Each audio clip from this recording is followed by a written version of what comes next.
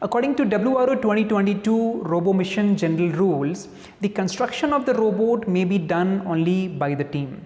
So I have given a few robot building ideas which might be helpful for you to solve the Guardian Robot Challenge in stage 3.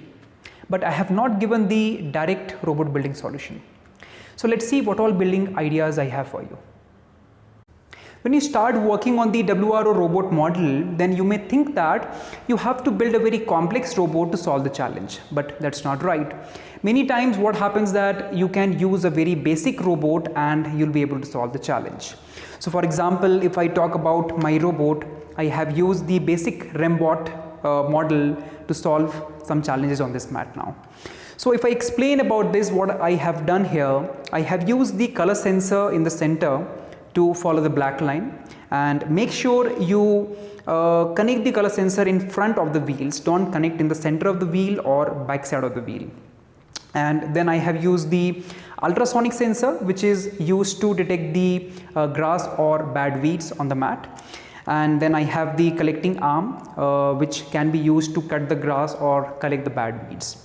And then I have used the gyro sensor, which is very important to take turns. For example, if I have to take a 90-degree turn, so I have made a program to take a precise 90 degree. So you can use the gyro sensor for that. So now let's see how this robot solves one of the challenge here. I have already made one program, so let's play that and see how it works.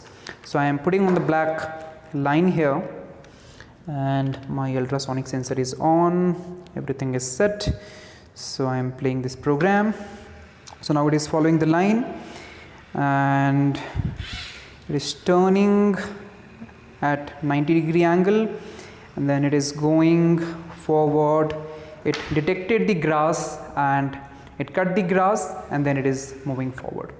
So this is one of the example how you can modify your robot. What are the hardware requirements? It could be a collecting arm, or you have to use the gyro sensor or the ultrasonic sensor or the color sensor.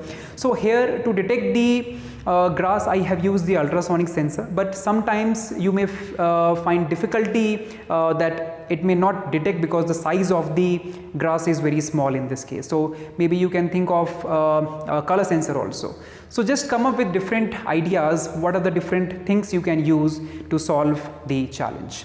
And whatever programs I have used in this demonstration, I am going to explain that in the next stage in detail.